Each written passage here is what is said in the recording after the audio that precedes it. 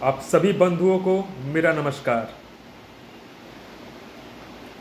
जैसा कि भाजपा अपने आप को जनता के सामने प्रकट करती है कि वो परिवारवाद की घोर विरोधी सरकार है, वो अपने संगठन में परिवारवाद को कोई जगह नहीं देती। ऐसा भाजपा खुद को जनता के समक्ष प्रकट करती है, प्रस्तुत करती है। लेकिन भाजपा बिल्कुल इसके विपरीत काम करती है। ये भाजपा की कार्यशैली कह लीजिए, आइडियोलॉजी कह लीजिए, कि जो वो कहती है ठीक उसका विपरीत उसकी मानसिकता होता है और उसके कार्य होते हैं। हाल ही में मोदी जी की तीसरी सरकार बनी है और उसमें मंत्रालय का बंटवारा हुआ है, और वो मंत्रालय कहीं ना कहीं परिवारवाद का मंत्रालय है। वो जितने मंत्री हैं उसमें अधिकांश परिवारवाद की देन है, और उन मंत्रियों का नाम पढ़ के यही लगता है कि ये लोकतंत्र नहीं परिवार तंत्र है। क्योंकि लोकतंत्र में जब एक आम आदमी को, आम जनता को राज करने का या जनता का प्रतिनिधित्व करने का अवसर नहीं मिलेगा, केवल नेताओं के लड़कों को, लड़कियों को प्रतिनिधित्व करने का अवसर मिलेगा, तो फिर ये परिवार तंत्र ही हुआ। लोकतंत्र किसी भी मायने से ये नहीं हुआ। आइए आपको कुछ मैं पहले नाम बता दूं कि मोदी जी के परिवार तंत्र का उदाहरण दे दूं। कुछ नाम आपके समक्ष पेश करने जा रहा हूं। पहला है HD कुमार स्वामी, जो पूर्व प्रधानमंत्री श्री HD देवी गौड़ा जी के पुत्र हैं। दूसरा है जयंत चौधरी जी, ये श्री अजीत सिंह जी के पुत्र और पूर्व प्रधानमंत्री स्वर्गीय श्री चरण सिंह जी के पौत्र हैं। फिर आता है नाम चिराग पासवान जी का।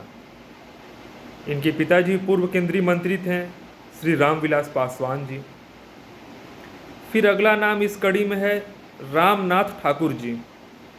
इनके पिताजी बिहार के पूर्व मुख्यमंत्री थे श्री कर्पूरी ठाकुर जी।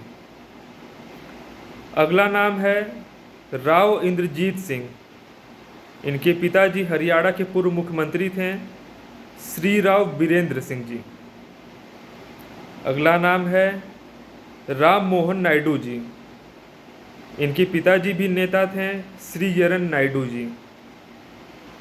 और फिर पीयूष गोयल जी। इनके पिताजी श्री वेद प्रकाश गोयल जी, वो भी नेता थे, मंत्री थे। और धर्मेंद्र प्रधान जी, इनके पिताजी भी मंत्री थे श्री देवेंद्र प्रधान जी। फिर जितिन प्रसाद जी, इनके पिताजी भी नेता थे श्री जितेंद्र प्रसाद जी। और अनुप्रिया पटेल जी, इनके पिताजी भी जाने माने नेता थे श्री सोनेलाल पटेल जी। और फिर कमलेश पासवान जी, इनके पिताजी भी जाने माने नेता थे श्री ओम प्रकाश पासवान जी। ये फहरिस्त काफ़ी लंबी है, मैं आपके समक्ष केवल कुछ नाम रखा हूँ कि आपको मेरे वीडियो की सत्यता की जानकारी हो। और जिस हिसाब से भारत के लोकतंत्र में परिवार तंत्र हावी होते जा रहा है, वो कहीं ना कहीं हमारे देश से जो आने वाले योग्य नेता हैं साधारण घर के, उनको दरकिनार करने का कार्य किया जा रहा है। आज मोदी जी के कैबिनेट में, या कह लीजिए कि उनके संगठन से, उनके सहयोगी घटक दलों से बहुत सारे तो नहीं, लेकिन कुछ गिने चुने बड़े साधारण घर के लोग सांसद बन के गए हैं। बहुत लिमिटेड, उंगली गिनने लायक, उसमें बहुत नहीं बने हैं, इतने कम बने कि उनका उंगली में गिन सकते हैं। उनको मौका नहीं दिया गया, प्राथमिकता उसको दी गई है उसमें जो या तो धन से बड़ा मजबूत हो, या जिसके पिताजी, दादाजी, माताजी, भाई बहन कोई नेता रहा हो। तो अगर भारत के लोकतंत्र में लोकतंत्र के नाम पे परिवार तंत्र चलाती रही सरकारें, तो इसमें कोई संदेह नहीं है कि अमीर अमीर होता जाएगा और सामान्य घर के लोग और गरीब गरीब होते जाएंगे। ये फासला अमीरी गरीबी का तभी कम हो सकता है जब केंद्र में, राज्य में बिना परिवारवाद देखे, बिना धन देखे सरकारें योग्य और कर्मठ लोगों को टिकट देंगी और चुनाव जितवाएंगी। लेकिन बड़े दुख और अफसोस के साथ कहना पड़ रहा है कि कहीं न कहीं इसमें थोड़ी सी गलती हम आम जनता की भी है। हम किसी व्यक्ति को उसके पिताजी के नाम पे, उसके धन के नाम पे, उसके गाड़ी के काफिला के नाम पे जो वोट देते हैं, ये प्रथा हमको बंद करनी पड़ेगी। क्योंकि इस प्रथा की वजह से हो क्या रहा है, कुछ संगठन के चमचों को चुनाव के दौरान कुछ खर्चे पानी दे दिए जाते हैं, शराब, कपड़ा इत्यादि लुभावन चीज़ दे दी जाती हैं, जिससे कुछ दिन तो उनके बड़े शान रहती है, बड़ा चमक धमक रहता है।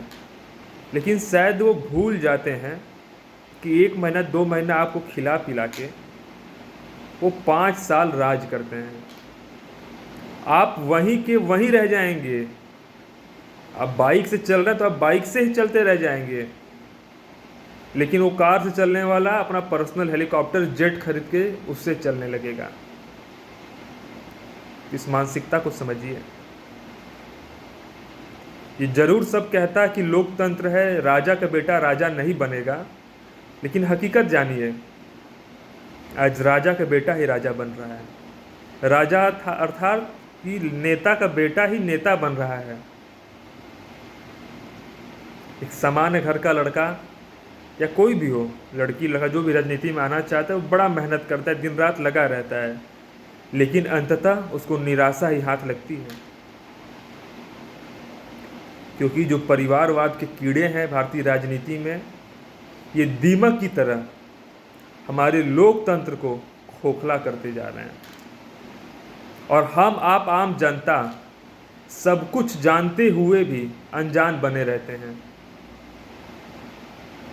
तो इस पे विचार करना होगा कि ये वही लोकतंत्र है जहां एक गरीब, मजदूर, शोषित, वंचित घर का बेटा भी राज कर सकता है, या केवल नेता का बेटा ही नेता बनेगा।